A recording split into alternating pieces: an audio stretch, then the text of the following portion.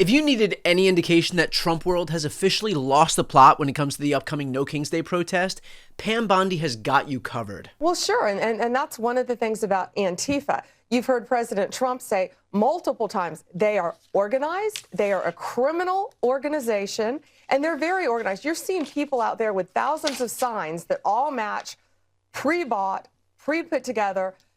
They're organized and someone is funding it. We're going to get to the funding of Antifa. We're going to get to the root of Antifa, and we are going to find and charge all of those people who are causing this chaos in Portland and all these other cities across our country.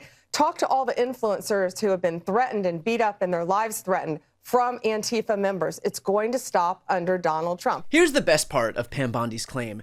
That's the thing about Antifa, they are organized.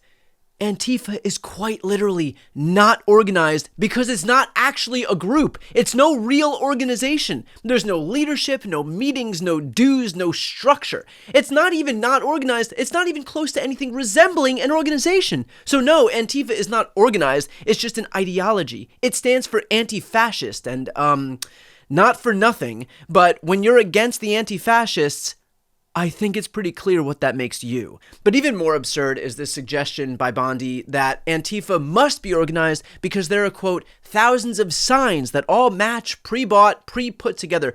First of all, the creation of signs does not make you Antifa. This may come as a surprise to the Attorney General of the United States, but signs have been around for a very long time, even before the Grand Marshal of Antifa apparently willed them into existence. And second of all, that all match? Have you seen all of the photos of these protests? The whole point is that there are thousands of different signs.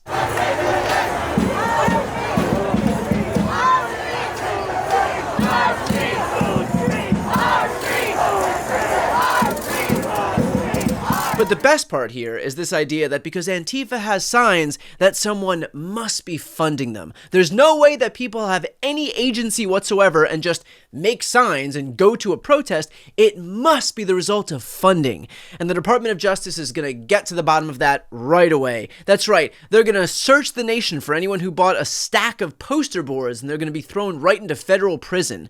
Because again, it would be impossible for any single individuals to think to themselves, I would like to make a sign. Nope, the only possible conclusion here is that George Soros is pulling the strings. Got it. But you know what's so interesting about that particular accusation by Pam Bondi? That she's convinced herself that someone else must be funding this effort because, God forbid, anyone on the left want to exercise their First Amendment right to peaceably assemble. And in fact, this talking point is beginning to catch on among other Republicans. One of the things that I hope Cass Patel and Pam Bondi are looking into is, the funding of these groups. Who pays for the buses to bus a lot of these folks in, who pays for the trucks that have riot gear that they hand out to the peaceful protesters. Again, I hope they are peaceful here, the No Kings protest or whatever. Again, someone else must be funding this. Now, not only is there zero indication that any semblance of some central structure is responsible for paying for any protest on the left, but here's a since-deleted tweet from Charlie Kirk on January 4th, 2021. The historic event will likely be one of the largest and most consequential in American history. The team at Trump Students and Turning Point Action are honored to help make this happen, sending 80-plus buses full of patriots to D.C. to fight for this president. So it's just ironic that Pam Bondi and Ron Johnson and other Republicans are accusing some imaginary liberal gang of doing something that the right quite literally admits to doing. Never bet against pure projection from the right. The reality is that Pam Bondi needs to deflect and pretend that anyone who dares exercise their First Amendment right is a criminal because A, this Attorney General has no clue about the laws that she swore an oath to uphold. The fact that she is denigrating a peaceful protest, literally our First Amendment right, as some criminal enterprise that she's going to get to the bottom of, is a testament to how hostile she is to the core tenets of our democracy. But B, it's because she and the rest of the GOP recognize that when millions upon millions upon millions of Americans take to the streets, it is going to be damn near impossible to spin this as anything other than a complete humiliation for this White House. Which is why not just Bondi, but the rest of the GOP are working overtime trying to reframe this peaceful protest as anything other than what it is. This crazy No Kings rally this weekend, which is going to be the farthest left, the hardest core, the most unhinged in the Democratic Party, which is, a big title. I bet you see pro-Hamas supporters. I bet you see Antifa types. I bet you see the Marxists in full display, the people who don't want to stand and defend the foundational truths of this republic. This weekend, we'll see mobs of radicals at the I Hate America rally. And you'll see them across the country. There's 250 different far-left progressive groups that are part of this No Kings rally on Saturday. You can go on their website and you can see it. Their logos are prominently displayed. As Speaker Johnson correctly said, this is a We Hate America rally.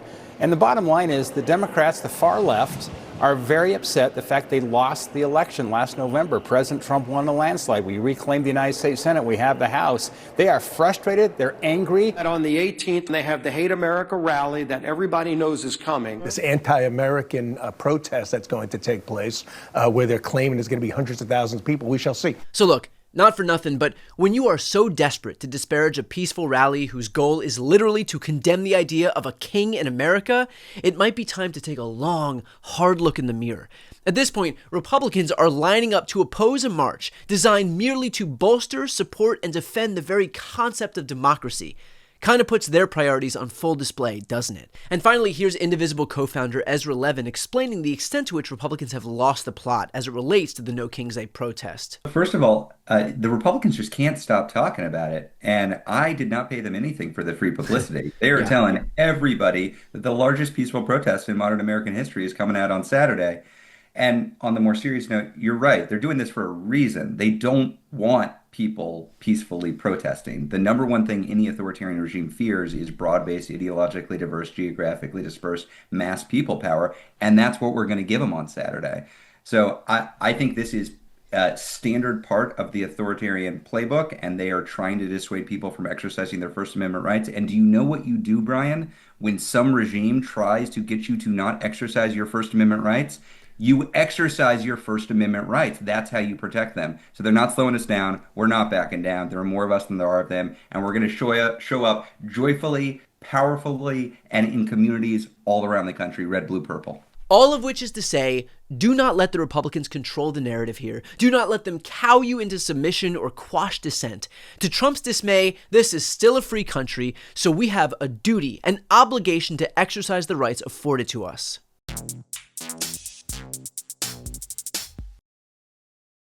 Before you go, if you enjoyed this content and you want to see more and support independent media, please subscribe to this channel. The subscribe button will be right here on the screen.